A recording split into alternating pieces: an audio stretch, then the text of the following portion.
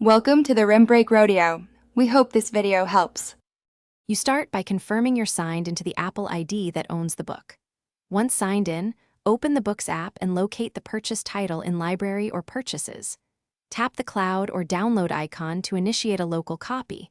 This downloads the EPUB or audiobook file to your device storage. Make sure you have stable Wi-Fi for large files and monitor progress in Library.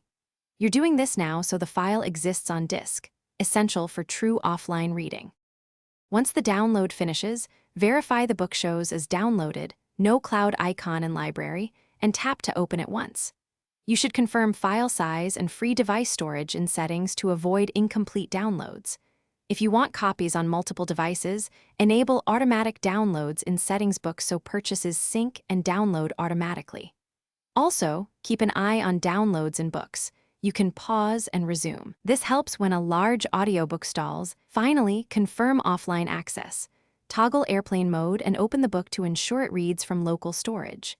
If it fails to open or still shows a cloud icon, sign out of your Apple ID and sign back in, then re-download the title. This refreshes authorization. When problems persist, restart the device and check for iOS or Books app updates. Many issues resolve with a software refresh. If you get DRM errors, re-download after signing in. That typically restores offline rights. Thanks for watching. Consider subscribing if we helped you.